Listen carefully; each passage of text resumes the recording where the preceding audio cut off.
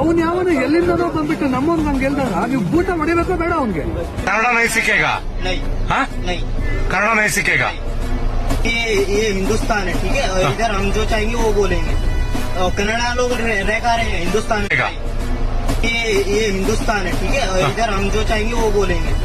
और कन्नड़ा लोग रह कर रहे हैं हिंदुस्तान में. हाँ हिंदुस्तान में रह रहे हैं. ಕನ್ನಡಿಗರಿಗೆ ತಾನೇ ಕಲ್ತೀನಿ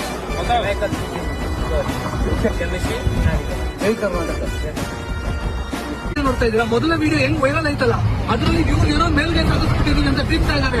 ಈ ವಿಡಿಯೋ ಮಾಡಿ ವೈರಲ್, ಇದಾಗ್ಬೇಕು ವೈರಲ್. ಈ ತರ ಗಾಂಧಿಯಲ್ಲಿ ತೋರ್ಸೋದು ಯಾವನಿದ್ದಾನೆ ಇವ್ರಿಗೆಲ್ಲ ಇದೇ ಗತಿನೇ ಅಂತಕ್ಕಂಥದ್ದು ಗೊತ್ತಾಗ್ಬೇಕು. ಕನ್ನಡಿಗರು ಲಕ್ಷಕೋಟಿ ಜನ ಬೇರೆ ಬೇರೆ ರಾಜ್ಯಗಳಲ್ಲಿ ವಾಸ ಮಾಡಿದ್ರು ಕೂಡ ಅಲ್ಲಿನ ಭಾಷೆ ಕಲಿತು ಅಲ್ಲಿನ ಭಾಷೆಯ ಜನರಿಗೆ ಗೌರವ ಕೊಡ್ಕೊಂಡು ಬದುಕ್ತಾ ಇದ್ದಾರೆ. ಅದು ಕನ್ನಡಿಗರು. ಆದ್ರೆ ಈ ನನ್ನ ಮಕ್ಕಳು ಎಲ್ಲಿಂದನೋ ಬಂದು ನಾವೇನಕ್ಕೆ ಕನ್ನಡ ಕಲಿಯಬೇಕು, ನೀನು ಹಿಂದಿ ಕಲಿತು ಹಿಂದೂಸ್ತಾನ ಅನ್ನೋಷ್ಟು ದುರಾಂಕರದಿಂದ ಮಾತಾಡ್ತಾರಲ್ಲ, ಇದನ್ನ ಈ ಬಣ್ಣದ ಶಾಲ ಕೊಂಡಿರ್ತಕ್ಕಂಥ ನಾವು ಸಹಿಸೋದಿಲ್ಲ. ನಡ ಮುರಿದು ಕನ್ನಡ ಕಲಿಸ್ತೀವಿ. ಕನ್ನಡಿಗರು ಲಕ್ಷಕೋಟಿ ಜನ ಬೇರೆ ಬೇರೆ ರಾಜ್ಯಗಳಲ್ಲಿ ವಾಸ ಮಾಡಿದ್ರು ಕೂಡ ಅಲ್ಲಿನ ಭಾಷೆ ಕಲಿತು ಅಲ್ಲಿನ ಭಾಷೆಯ ಜನರಿಗೆ ಗೌರವ ಕೊಡ್ಕೊಂಡು ಬದುಕ್ತಾ ಇದ್ದಾರೆ.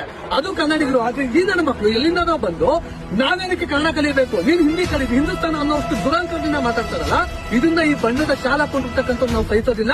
ನಡ ಮುರಿದು ಕನ್ನಡ ಕಲಿಸ್ತೀವಿ. ಇದು ಇಂಡಿಯಾ ನಿಜ, ಇಂಡಿಯಾ ಅಲ್ಲ. ಈಗ ಮೊದಲನೇದಾಗಿ ಈತಲ್ಲಿರೋದು ಇಲ್ಲ. ಸಂತೋಷ್ ಅವರು ಇದನ್ನ ಈ ಕೂಡಲೇ ಕೆಲಸದಿಂದ ತೆಗೆದಾಕ್ಬೇಕು. ರಾತ್ರಿ ಈ ಕೂಡಲೇ ಇದಕ್ಕೆ ರಿಟರ್ನ್ ಬಸ್ ಟಿಕೆಟ್ ಬುಕ್ ಮಾಡ್ಬಿಟ್ಟು ಇದನ್ನ ಕಳಿಸ್ತಾ ಇರಬೇಕು. ಇದು ಕ್ಷಮೆ ಕೇಳ್ದ ಅಂದ್ಬಿಟ್ಟು ಕ್ಷಮಿಸ್ತಕ್ಕಂಥದ್ದಲ್ಲ. ಏನಕ್ಕೆ ಅಂತ ಹೇಳ್ತಾ ಇದೀನಿ, ಪದೇ ಪದೇ ನಾವು ಕ್ಷಮಿಸುವಂತದ್ದು ಈ ತರ ಪ್ರಕರಣಗಳು ಹೆಚ್ಚಾಗ್ತಾ ಇದೆ. ಇದನ್ನ ನಾವು ಸಹಿಸೋದಿಲ್ಲ. ಈ ತರ ಮನಸ್ಥಿತಿ ಇರ್ತಕ್ಕಂಥದ್ದು ಯಾವನಿದ್ದೀರಾ ನಿಮ್ಗೆ ಇದೇ ಉತ್ತರ.